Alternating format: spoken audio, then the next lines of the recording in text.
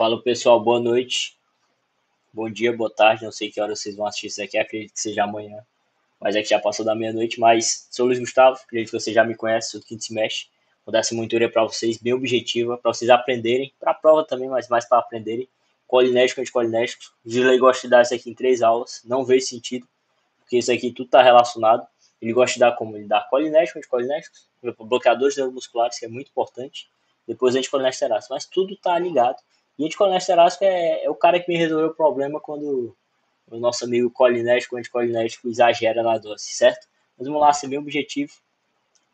Então eu sempre gosto de começar essa monitoria de farmacologia geral com essa frase do nosso amigo Paracelsozinho. Ele dizia que a diferença entre o veneno e o remédio é a dose. Então a gente vê a importância em saber prescrever e saber da posologia. Porque o que era para ser remédio, se você prescrever errado, pode virar veneno, né? Então, farmacologia é muito importante. Farmacologia não é decoreba. Isso que a gente tem que entender, não é decoreba. Farmacologia é fisiologia. Se sabe fisiologia, você entende farmacologia e fica tudo muito mais fácil. Então, certo, vamos lá. Caso clínicozinho, a gente tem nosso amigo aí, Isolda, amiga, não sei. 25 anos, estudante de medicina que nem vocês. Solteira, natural e procedente de Fortaleza. Queixa principal, dor ocular súbita e intensa, acompanhada de visão borrada e halos colorida ao redor das luzes.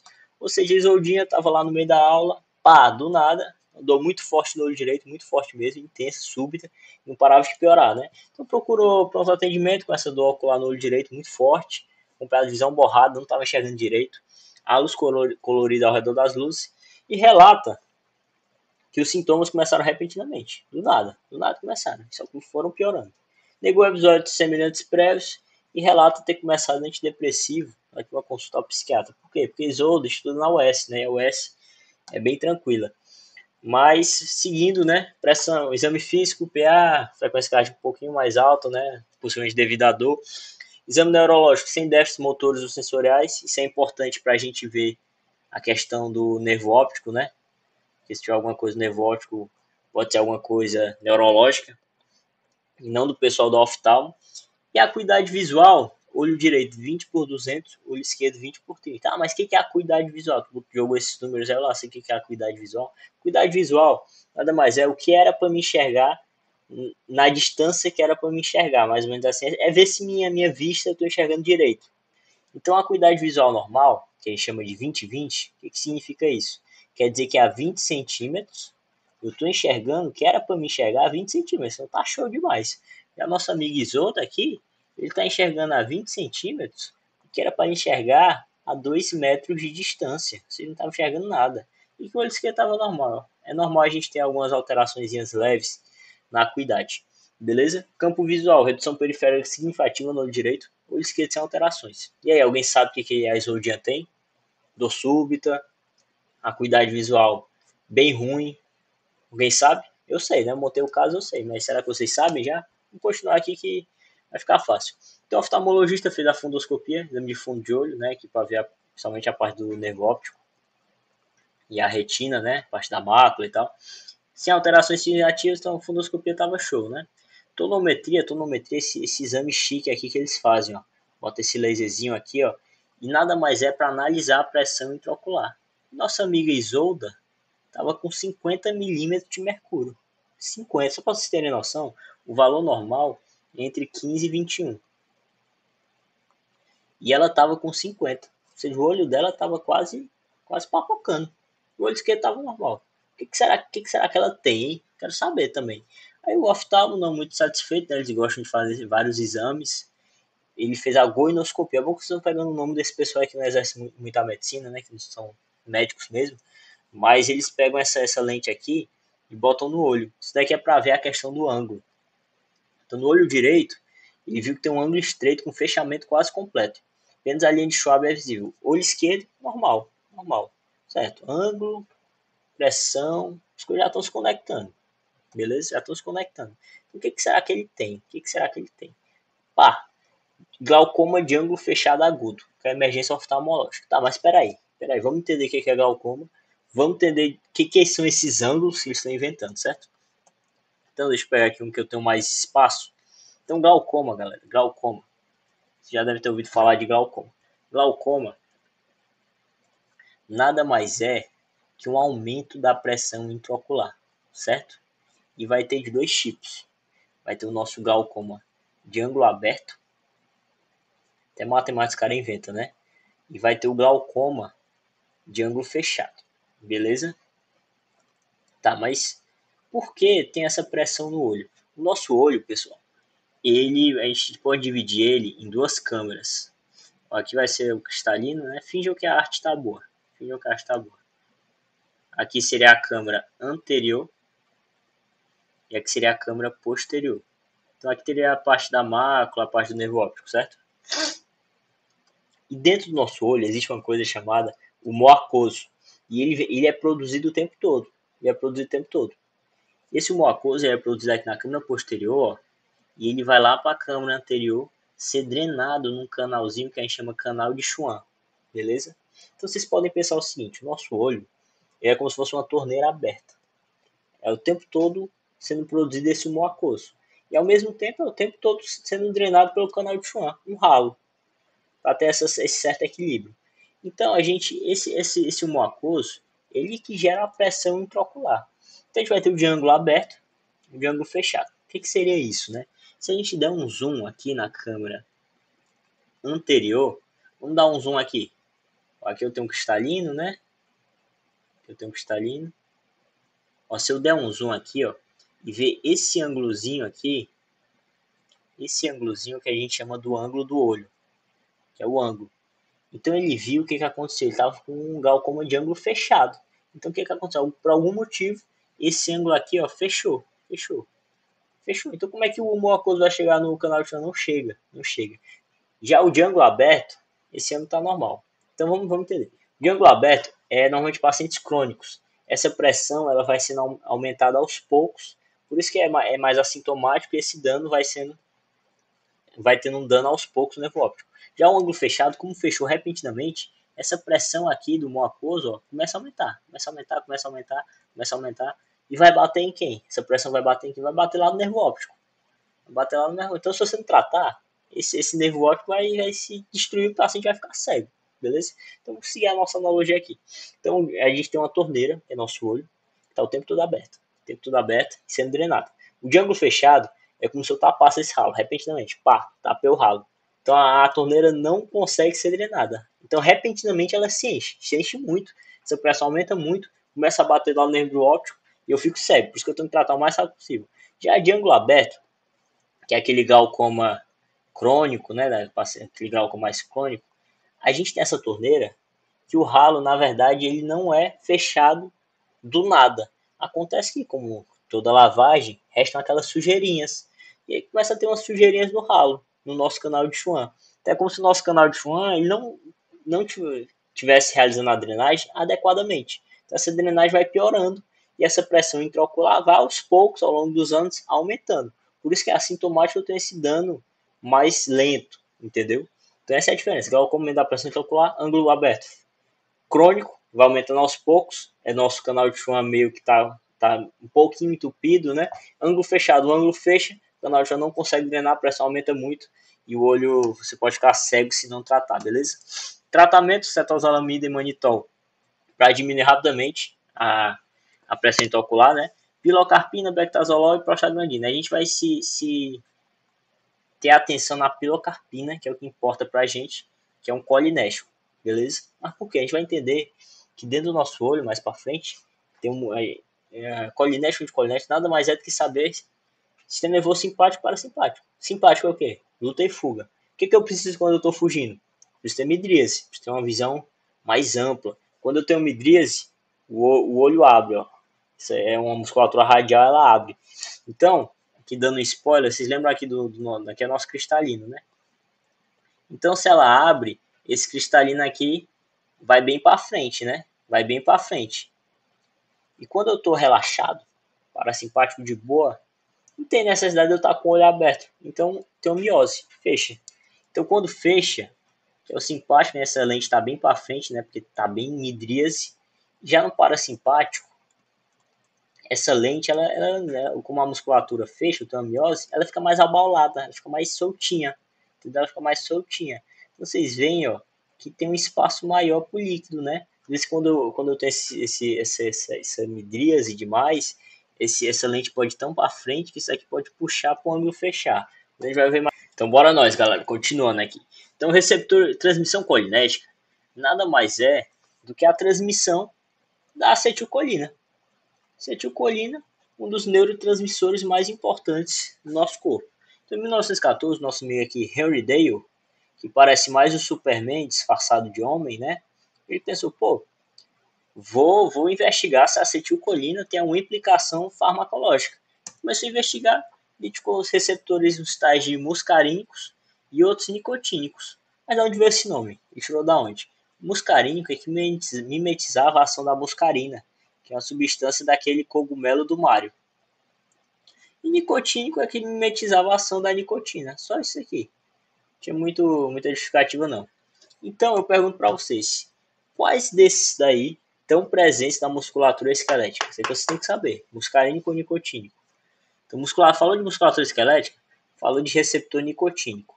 Que a gente vai ver que tem três funções, né? Três funções, mas a mais importante, que realmente tem relevância, é a parte da musculatura esquelética.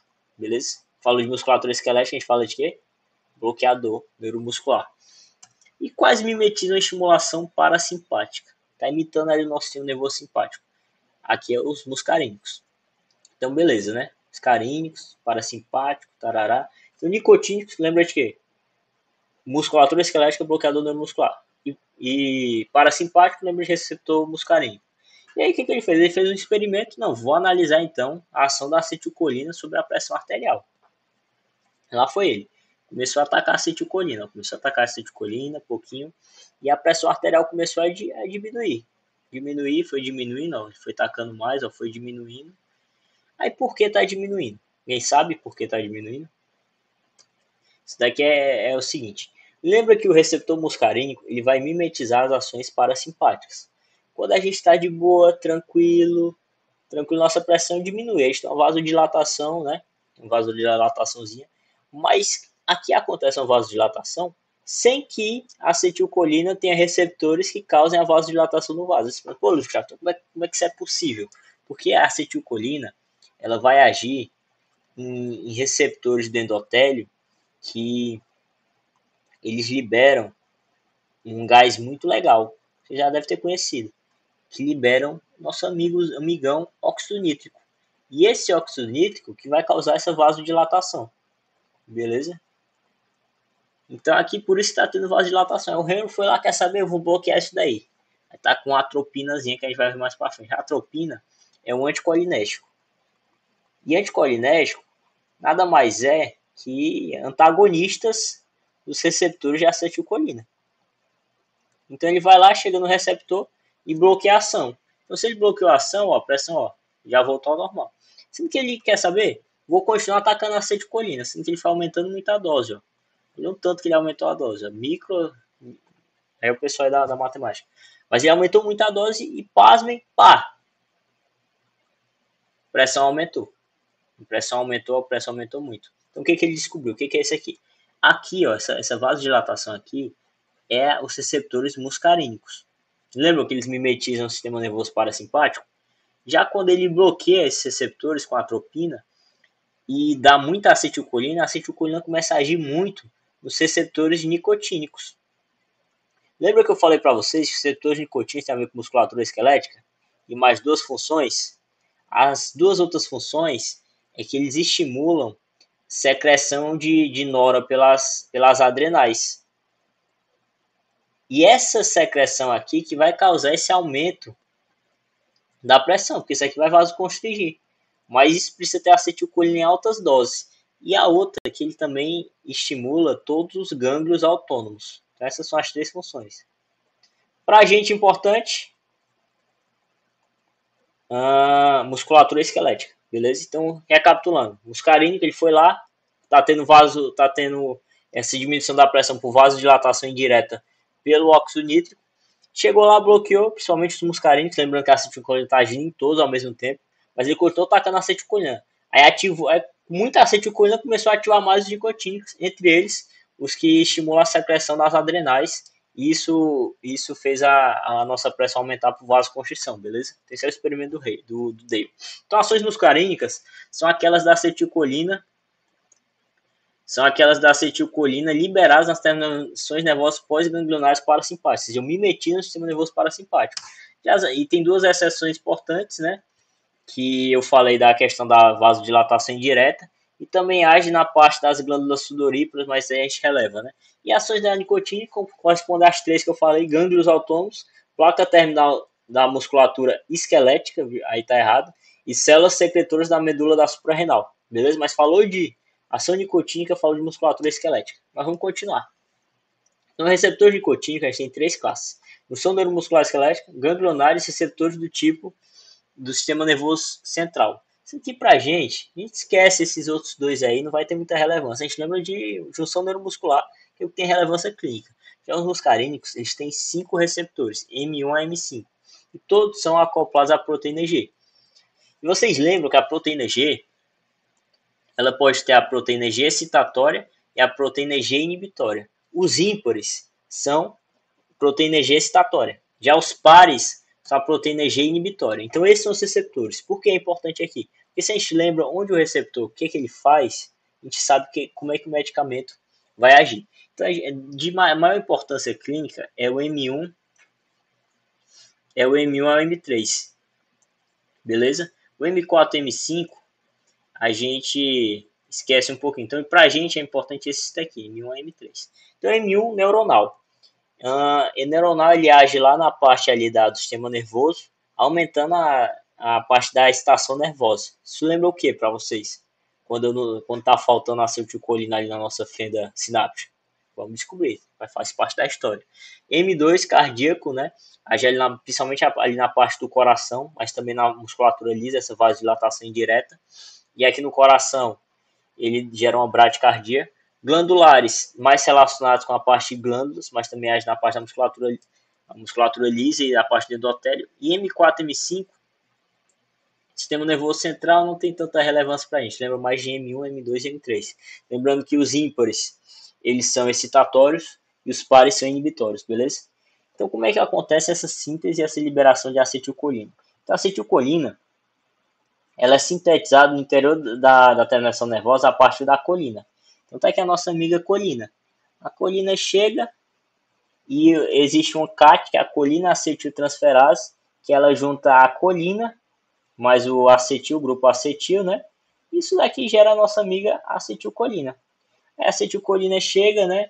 Ela cai numa vesícula, essa vesícula ela sai, né? Ela sofre exocitose, cai ali na sinapse nervosa e acontece o impulso nervoso, né? E aqui vocês veem nessa foto que tem várias formas da gente bloquear a acetilcolina, né? Essa parte de síntese e liberação de acetilcolina. Tipo aqui, é importante, né?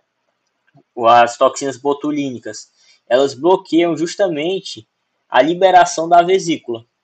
Normalmente ali nos canais de cálcio, porque o cálcio tem que entrar aqui, né, nas sinapses nervosas, e isso daqui estimula a vesícula a sair. Então, toxina botulínica, a acetilcolina nem chega a cair na fenda sináptica, beleza? E aqui, ó, que é legal, aqui na junção neuromuscular, que a gente vai ter a parte de bloqueio neuromuscular. A gente vai ver, vai ter os não despolarizantes, que são a maioria, e vai ter os despolarizantes, que é a succinilcolina, e aqui o não despolarizante vai entrar rocurônio, vecurônio, vai entrar o resto. E aqui a gente tem a acetilcolinesterase. Depois que a acetilcolina cai na fenda cinética, ela rapidamente é degradada em colina e em acetato. A colina ela é usada novamente. E essa acetilcolinesterase, quem é que vai agir aí? O cara que eu falei lá no começo, que resolve todos os problemas. O anticolinesterase, ele bloqueia a ação da acetilcolinesterase. E a gente vai ver que as sinapses elas podem ser rápidas e lentas. Beleza? Mas vamos seguir aqui, porque não vamos se ficar muito tempo aí, senão a gente vai demorar demais. A gente vai ter os agonistas muscarínicos, que normalmente são os colinérgicos. A gente vai ter os antagonistas muscarínicos, que são os anticolinérgicos, que é importante pra gente. Estimulantes ganglionares, bloqueadores ganglionares não faz sentido clinicamente, porque são muitos gânglios e eles ativam todos ao mesmo tempo. Mais a parte nicotínica, então não tem sentido. Bloqueadores neuromusculares, muito importante, vamos chegar lá. E anticolinesterásico é a solução para todos os problemas, beleza? Então, seguindo aqui, né? Verde, que são usados clinicamente, vermelho, pouca relevância clínica. Então, agonista muscarínico, eles são parasimpatomiméticos. O que é isso? Falou de agonista muscarínico, a gente fala de pilocarpina. Então, eles estão imitando o sistema nervoso parasimpático. Beleza? Vocês lembram de pilocarpina? Falei lá no começo da aula. Glaucoma. Mas por que porque age no glaucoma? Quando lembrar da pilocarpina? A gente lembra da pilocarpina para quê? Para glaucoma, principalmente o de ângulo fechado, que hoje o de ângulo aberto tem medicações muito melhores, e em menor grau o Iogen, né? Iogen é aquela doença normalmente autoimune, né? De olho e boca seca. Mas falou de pilocarpina, glaucoma de ângulo fechado. Isso que a gente tem que levar para a prova. Colinéstico, pilocarpina, glaucoma de ângulo fechado. E quais são os efeitos do sistema parasimpático nos olhos? O que eles fazem? Parasimpático, eu estou de boa. Então, meu olho, quando está de boa, o que ele precisa? Ele relaxa, miose. Então, ele vai causar miose. Então, o sistema nervoso parasimpático causa miose. Mas qual o músculo que vai causar miose? É o músculo constritor da pupila. Então, o sistema nervoso simpático, ele vai lá e contrai esse músculo. O que acontece quando ele contrai esse músculo? No nosso cristalino, quando ele contrai, ele fica mais abalado. E nessa que ele fica mais abalado, como eu mostrei para vocês lá no começo, esse humor aquoso, ó, ele consegue passar com mais tranquilidade. Então, o nosso paciente lá, que o olho dele, o ângulo fechou. O ângulo dele fechou. Deve ter acontecido alguma coisa, esse ângulo fechou.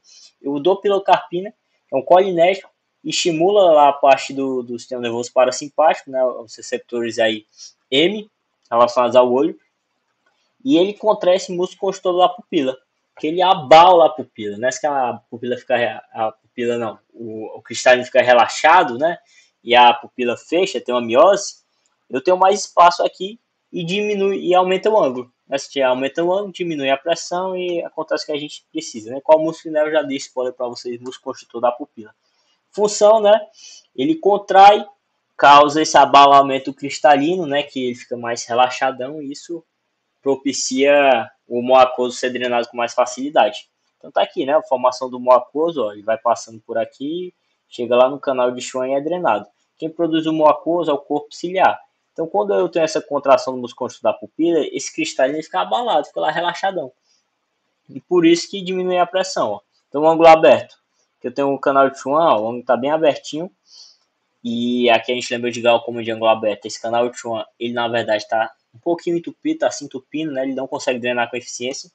E o de ângulo fechado, o ângulo fechou. Ele não consegue drenar porque não chega nele, entendeu? Não chega nele. Então, beleza. Já pegaram o quê? Pegaram a importância da pilocarpina, entenderam colinésticos, que são agonistas, né? Que agem e principalmente nos parasimpatomiméticos, né? Os M1, M2, M3, M4, M5, mais importante M1 a M3. Sendo que a nossa amiga Isolda, amigo, não sei, alguns meses depois, notou que sua frequência cardíaca estava muito baixa constantemente. Assim, ele procura a UPA do Itaperi, por volta das 6 horas, faz um eletro e o médico percebe um ritmo de bradicardia sinusal. Bradicardia sinusal nada mais é dizer que a tua frequência cardíaca está baixa. Normalmente aqui considera-se abaixo de 60, mas alguns guidelines mais recentes dizem que é abaixo de 50, depende muito, mas gira em torno disso daí. E o médico, com pressa, muito comum, de acabar o plantão e sem colher uma história clínica muito detalhada, ele receita o que para o nosso amigo Isolda? Receitou atropina para Isolda. Eu pergunto para vocês, e aí, a conduta foi certa? Foi legal eu ter receitado a atropina? E aí resolveu o problema? Assim, o que é a atropina? A atropina, como a gente vai ver, é um antagonista, né? Então é um anticolinético. Então ele chega lá no receptor e desativa o receptor. Então o receptor, vocês têm que entender o seguinte, o receptor ele estimula as ações parasimpáticas. Então se eu desativo ele para de estimular, entendeu? Então a atropina vai lá, principalmente nos receptores M2 do coração e antagoniza, né? Ele meio que desativa. Nessa que desativa, a frequência cardíaca aumenta. O bom é que aumenta, mas não aumenta tanto, fica ali em torno de 80 a 90. Mas eu pergunto para vocês, beleza, ia resolver o problema dele, que ele estava com bradicardia sinusal. Mas e a história clínica dele anterior? Porque a atropina não vai agir só nos receptores M2, vai agir em todos. Tem os receptores do olho também. Vocês lembram que ele tem glaucoma? Então, se eu passar atropina para ele, eu tenho um risco daquele músculo construtor da pupila, ele não se contrair, né? Porque eu vou bloquear, e a pupila ter uma midríasezinha. E ele pode ter outra crise de glaucoma de ângulo fechado, que é um perigo. Então, a conduta foi certa? Não, não foi certa, né? Era ideal ter colhido melhor a história da Isolda, porque ela teve glaucoma de ângulo fechado. E a atropina poderia causar outra crise. Então, antagonistas muscarínicos são parasimpatolíticos, né? Eles vão bloquear, né? Falou de antagonistas muscarínicos, a gente fala de atropina. A atropina, principalmente receptores M2, chega lá e vai gerar um ataque cardíaco leve, em torno de 90 BPM, né? Então tá a nossa amiga atropina, né? E ela não vai agir só no coração, vai agir em todos os receptores. Inibição de secreções, receptores M3. Efeito sobre a frequência cardíaca, aumenta, como eu falei, receptores M2. Efeitos oculares, vocês lembram? Vai bloquear a parte do músculo construtor da pupila. Então vai ter essa midríase que pode ter um ângulo fechado em pacientes suscetíveis. Efeito sobre o trato gastrointestinal, efeito sobre o músculo liso. Então bloqueia em todos os cantos, mas o principal foco é os receptores M2 gerar bradicardia. E também tem efeitos sobre o sistema nervoso central. Então, alguns meses depois, o médico do posto recebe um paciente pediátrico, também com bradicardia sinusal. Frequência baixa, esse médico viciado, pô, sei tratar bradicardia sinusal, só passar uma atropina. Chega lá e passa uma atropina, sendo que ele despercebido, o lesadão passa a mesma dose adulta. Algumas horas depois, a criança volta, confusa, agitada, não respondendo adequadamente a perguntas, além de midríase, pele seca, taquicardia e hipertensa. E aí? O que você faz? O que ela teve aí? O que ela teve? Atropina antagonista, certo? Está bloqueando os receptores. Então, se está bloqueando os receptores, vou parar de ter uma estimulação parasimpática. Então, o que acontece? Midríase por quê? Para de estimular o músculo construtor da pupila, né? Então, o olho aumenta. Pele seca. Vocês lembram dos receptores M3, que estão relacionados com a parte de secreção de glândulas? Para de estimular. Pele seca. Taquicardia, receptores M2. Hipertensa. Vocês lembram que pelo óxido nítrico causava uma vasodilatação que gerava uma hipotensão? Hipertensão. E por que ela está agitada? Vocês lembram que tem receptores lá no nosso sistema nervoso central? Então, se eu estou bloqueando, eu vou ter mais acetilcolina lá na fenda lá, sináptica. Então, eu vou estar agitada. Então, ela teve aqui, na verdade, voltou. Ela teve, na verdade, uma intoxicação por atropina. E eu tenho que passar, nada mais é do que passar um antídoto. Então, eu vou passar a fisioxigmina. Beleza? Então, falou de atropina, lembrar de intoxicação por atropina, que vai ter todos esses efeitos que a gente só lembra da fisiologia, e a gente lembra de fisioxigmina, que ela vai lá, fisioxigmina é um anticolesterásico também. Ela chega lá e bloqueia a acetilcolinesterase. Então a gente vai ter o seguinte, a gente vai ter a acetilcolina, é uma briga, é uma luta contra a atropina, medicamento atropina. Sendo que a acetilcolina, ela tem a atropina, na verdade, ela tem um hack a favor dela. Por quê? Porque dentro do nosso corpo tem o quê? Tem a acetilcolinesterase. Então, né, na nossa luta aqui, ela é injusta. Porque a acetilcolina, rapidamente, ela perde a luta, porque a acetilcolinesterase vai lá e puxa ela. Não, acaba a luta, aí destrói a acetilcolina. E a atropina fica na vida boa lá para agir nos receptores. Então, o que eu preciso fazer? Preciso dar mais chance para a acetilcolina ganhar essa luta. Então, eu vou lá e dou a fisioxigmina, que é um anticolesterásico, bloqueia a acetilcolinesterase, então a acetilcolina tem mais tempo lá para lutar contra a atropina. E a acetilcolina tem mais vantagens. Então ela consegue ganhar dos receptores. Então é uma competição, entendeu? Então a gente sempre lembra. Sempre quando tiver intoxicação, o anticolinérgico, essa parte dessa matéria, a gente lembra de anticolesterásico, que é dar mais chance para a acetilcolina ganhar essa competição e voltar à normalidade. Beleza? Então continuando aqui, né? Nosso caso.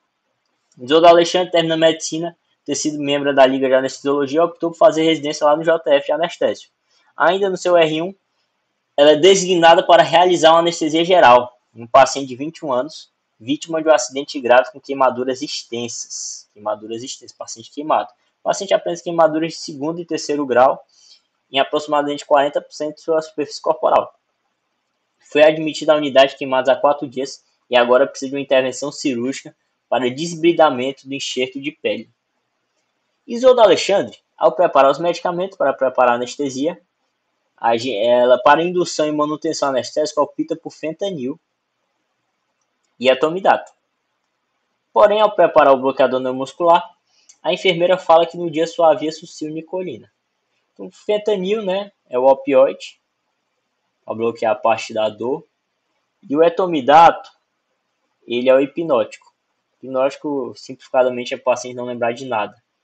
E precisa ter um bloqueador neuromuscular, mas aí a enfermeira chega, doutor, só tem sucil. O senhor vai? Isolda pode proceder com anestesia? Faço essa pergunta para vocês, sim ou não?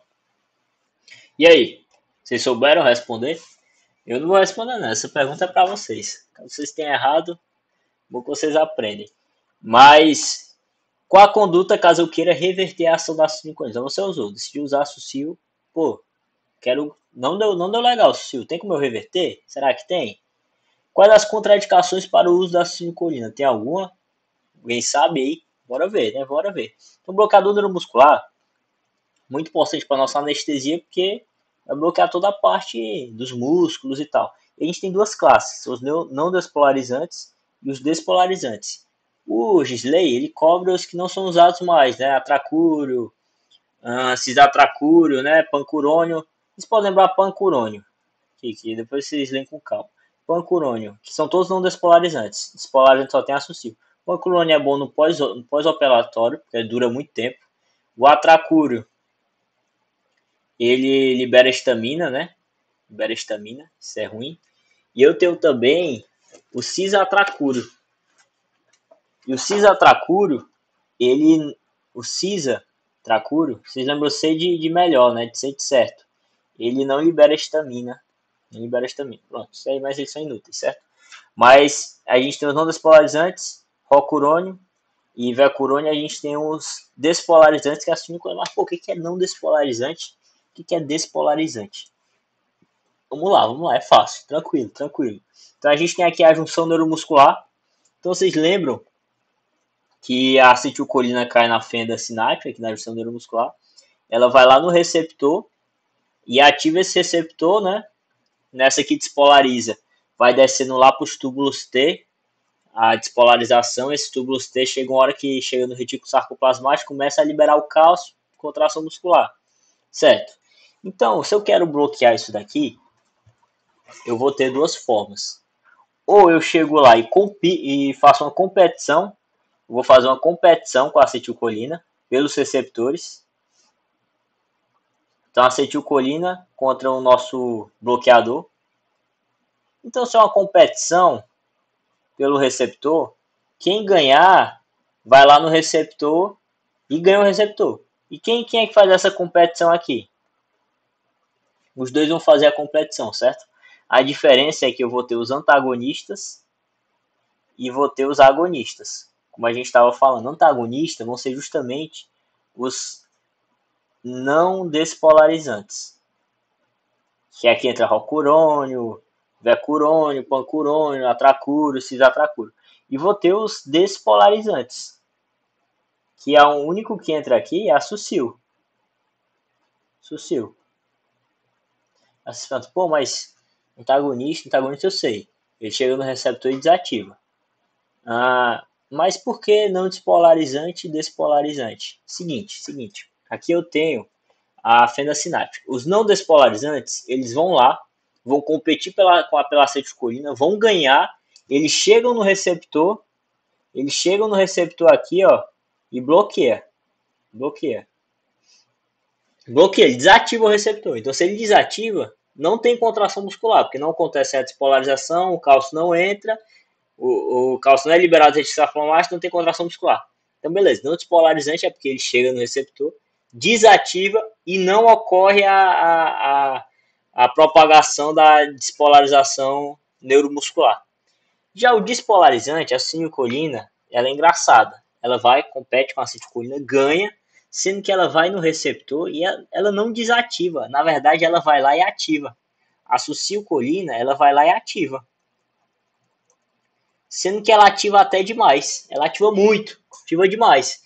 Então, a princípio, ocorre a despolarização, por isso quando a gente usa succinilcolina, o paciente às vezes tem umas fasciculações. Isso é sinal que a succinilcolina funcionou, porque ela ativa demais o receptor, acontece a contração muscular, sendo que ela ativa tanto que o músculo entra num estado de meio refratário. Vocês leem com calma no livro, meio com a fadiga, que ele entra nesse período refratário e não consegue mais liberar outra despolarização. Então, sucil chega no receptor ativa, isso causa uma despolarização inicial, vocês têm uma contração inicial e depois não contrai mais, porque o músculo meio que entra no período refratário, e não despolarizante, que são a maioria, chega no receptor e só desativa, não ocorre a contração muscular. Então, beleza, né?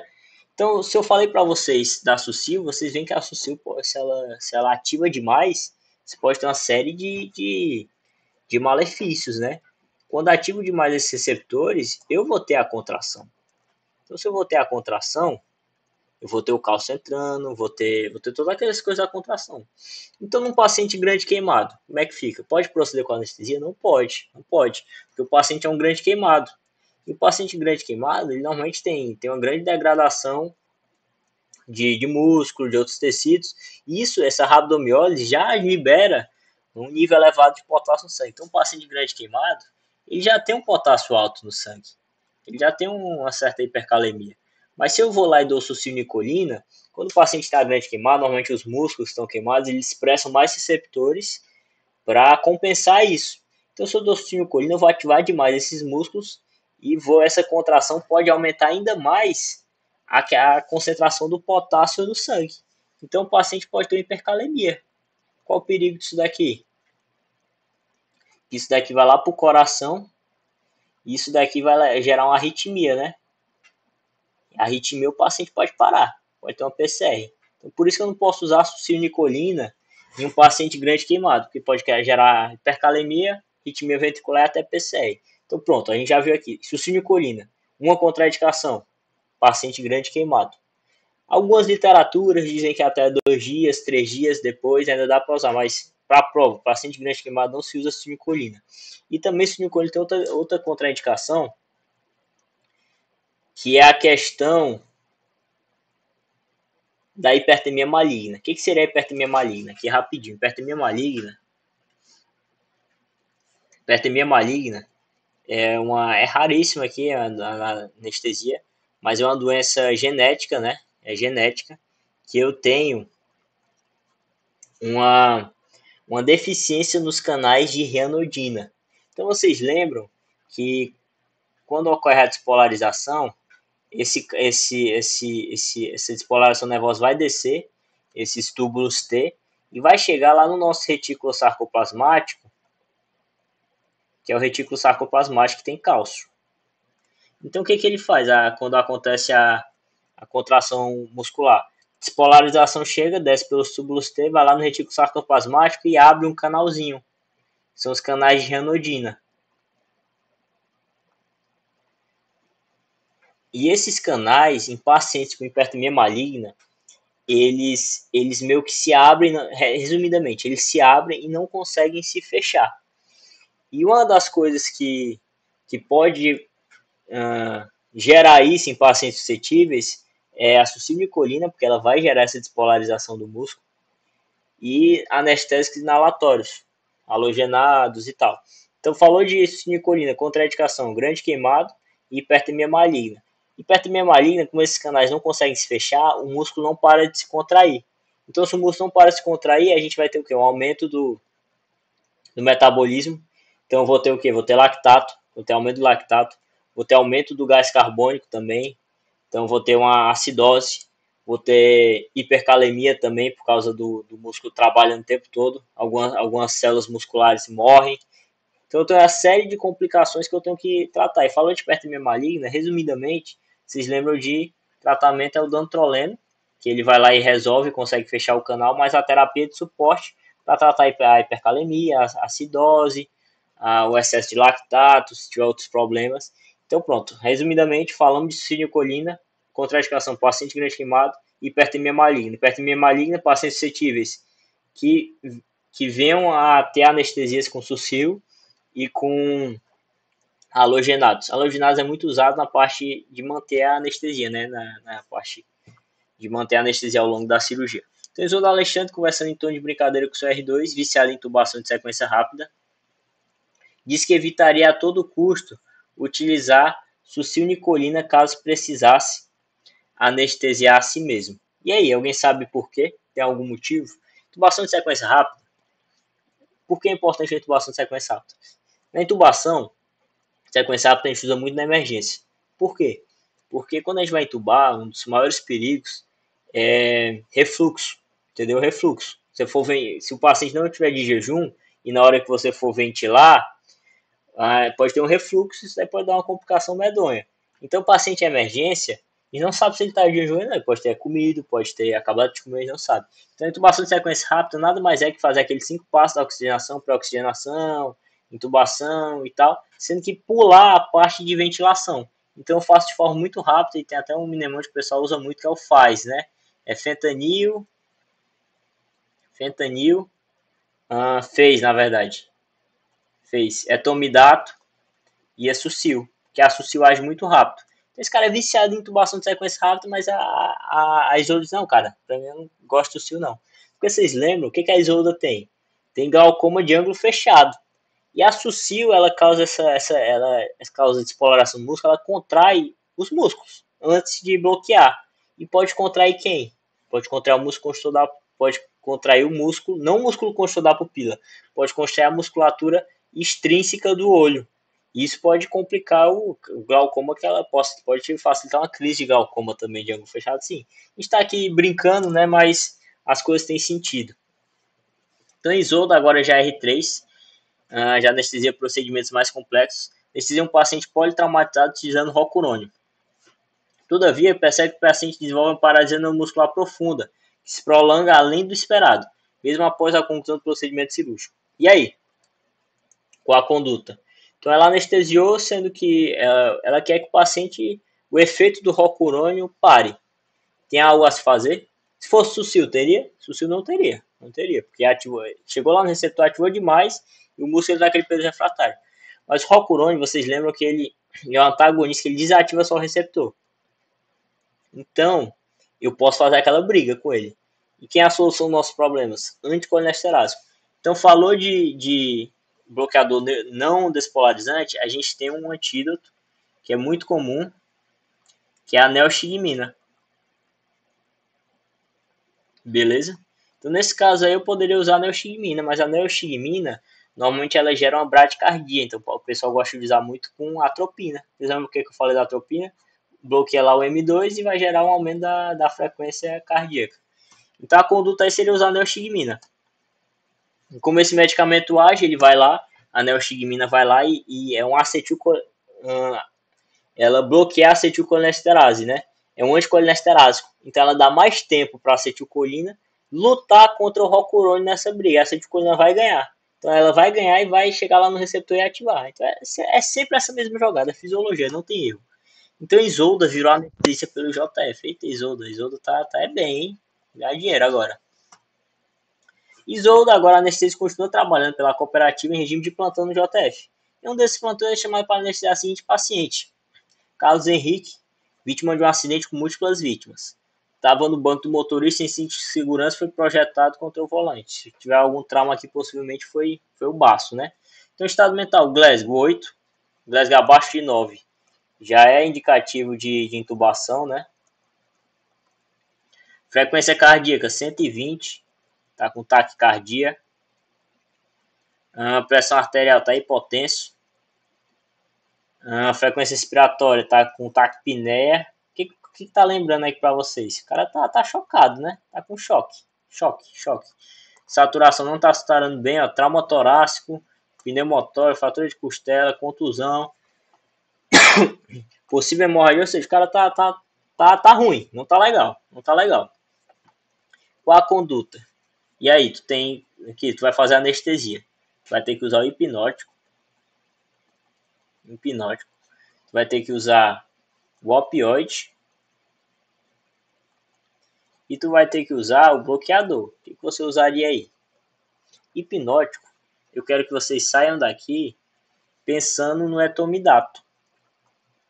Porque o etomidato, ele tem estabilidade cardiovascular, beleza? Então vamos usar etomidato aqui. Ele é estável cardiovascularmente. Opioide, aqui a gente pode dar um fentanil, né? Fentanil. Bloqueador neuromuscular aí, tu usaria Sucil, Rocurônio, Vecurônio, o que você usaria? Assim, né? Pode usar Sucil aqui? Será que pode usar Sucil? Aqui, pensando assim na emergência, vocês usariam o quê? Sucil, Rocurônio, Vecurônio? Aqui vocês estão pensando, pô, não vou usar Sucil não, Sucil não presta não. Mas pior que aqui o ideal seria usar Sucil. Por quê? Porque é um paciente na emergência. Então eu tenho que fazer a parte de sequência rápida. E um dos bloqueadores mais rápidos é justamente a sucilnicolina. Eu não sei se o paciente está em jejum. Então o que eu quero que você lembre aqui? Falou de tubação sequência rápida? Sucil. Sucil, lógico, tem aquelas contraindicações. Paciente grande queimado. Tem. Hipertermia maligna, não tem como mais saber, né? Se o paciente vai ter ou não. Só se ele contar, se já teve algum episódio prévio. E quero saber, lembrar do etomidato. Ele tem estabilidade cardiovascular e é bom para choques. Hoje, lógico, tem uma certa vários estudos, etomidato, ketamina, mas para cá vamos lembrar do etomidato. Então, Isolda Alexandre, muito estudado, vai para Jocan, Jornal de Anestésia. Lá se encontra com seu velho amigo Ronaldinho, que testa os desafios perguntando: Isolda, tem um paciente que apresenta fraqueza episódica, sobretudo quando os músculos dos olhos e da face são, sobretudo, então a fraqueza episódica afetando mais músculos dos olhos e da face. E a fraqueza piora com a utilização desses músculos e desaparece. Então, aí, qual a suspeita aí? Ronaldinho perguntou para a Isolda. E aí, alguém sabe? Qual medicamento poderia usar para diagnosticar e qual para tratar? Aqui, pessoal, na verdade, me desculpe se eu errar, mas faz tempo que eu dei essa aula. Mas aqui, se eu não me engano, é miastenia gravis. O que acontece na miastenia gravis? A gente tem uma doença imunológica que eu tenho uma destruição dos receptores de acetilcolina, né? Ali na junção neuromuscular, os receptores nicotínicos. Então, se eu tenho essa destruição, eu não vou ter a sinapse nervosa, então não vou ter a contração muscular. Não está associada a essas fraquezas episódicas, né? Normalmente são crises. Normalmente começa com os olhos da face e da parte dos olhos. Medicamento que eu poderia usar. Qual a solução dos nossos problemas? É um anticolinesterásico. Beleza? E para o diagnóstico é o edofrônio, se eu não me engano. Vocês checam depois. O que ele vai? Ele é um anticolinesterásico também que aumenta a presença de acetilcolina. Ela consegue chegar, como ela tem mais tempo, eu tenho menos receptores, ela consegue alcançar os receptores que tem. Certo? E o medicamento para tratar também vai ser um anticolinesterásico. Mas tem outro nome, vocês checam depois aí no Hangdale. Certo? Isolda Alexandre, agora com 80 anos, anestesista de sucesso. Foi muito boa. Família relata que nos últimos anos Isolda tem apresentado progressiva perda de memória, desorientação. Contou uma história da vida da Isolda toda, né? Dificuldade em realizar atividades diárias recentemente tem demonstrado episódios de agitação e agressividade. Queixa principal: minha mãe está esquecendo as coisas e se comportando de forma diferente. Início: graduar aproximadamente 2 anos. Inicialmente esquecia alguns eventos recentes, dificuldade de encontrar palavras com o tempo, desorientação espacial e temporal, e começou a esquecer o nome dos familiares com comportamentos agressivos. E aí, o que é? Que é uma fácil, né? Alzheimer, pode estar com Alzheimer. Alzheimer tem aquela destruição, né? Ali começa ali no hipocampo e tal, vai evoluindo, você esquece das memórias recentes, começa a lembrar das antigas, aí vocês da idade neuro aí sabem melhor do que eu. Então ela tem Alzheimer e um dos medicamentos prescritos é a donezepila. Quem eu falei para vocês, qual é o receptor que está lá do nosso cérebro, dos muscarínicos? O M1. Então dizem a donezepila, o que ela vai fazer? Ela vai ser também um anticolinesterásico e ela vai aumentar a acetilcolina lá na fenda sináptica, lá no cérebro. Isso vai aumentar a excitação nervosa e ela vai diminuir um pouco os sintomas do Alzheimer. Ela não trata tanto, hoje tem outros tratamentos melhores, estão estudando outras coisas, mas a donazepina é muito usada porque ela diminui um pouquinho, né, esses sintomas, justamente dessa forma. Então, anticolinesterásico, a gente falou de quê? Neostigmina. Neostigmina para quê? Vocês lembram? A neostigmina é o antídoto não despolarizantes, né? E aqui eu esqueci de falar, mas o rocurônio e o vecurônio, eles têm um próprio antídoto. Que lembra que eu falei para vocês que a neostigmina tem que usar com atropina. Rocurônio e vecurônio, eles têm um antídoto chamado Sugamadex, que é muito bom, não tem esses efeitos que a neostigmina tem. Que ela vai lá e ele meio que enrola o rocurônio e o vecurônio e não deixa ele agir. Rocurônio e vecurônio, qual o melhor? O vecurônio, porque o rocurônio tem efeito vagal. Então, melhor seria o vecurônio. Fisiostigmina, falamos de quê? Intoxicação por atropina. Hidrofônio é o diagnóstico de miastenias graves, né?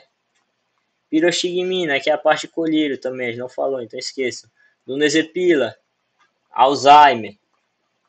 Ecotiopato, não lembro, vocês pesquisam depois, então não deve ser tão importante. Então, vocês, resumidamente, resumo da ópera. Farmacologia não é difícil. Ó, tudo que a gente falou aqui foi fisiologia dos receptores. Então, se você lembra dos receptores, lembra do seu nervoso simpático, do seu nervoso parasimpático, morreu, problema. Não precisa pensar muito, é fisiologia. Você não decora, você entende. Essa é que tem que ser a moral da nossa história. Então, pessoal, é isso aí. Espero que talvez eu tenha cometido alguns erros, claro. Vou ver aqui, né? Vou ver se eu ver que eu já cometi, eu boto na legenda do vídeo. Mas é isso que eu falei para vocês e eu ainda vou ficar de dar alta monitoria de antissecretores e gastos. E eu quero dar uma monitoria prática de dor com a parte de BLS que a gente vai marcar, claro, se vocês tiverem interesse, né? E aí, uma boa prova para vocês. E é isso aí, valeu. E aqui, né, uma frase que eu gosto de terminar. Grandes mentes têm propósito, outras têm desejo. Fica de reflexão aí para vocês, né? E é isso aí, galera. Até mais. A referência foi o Hangdale.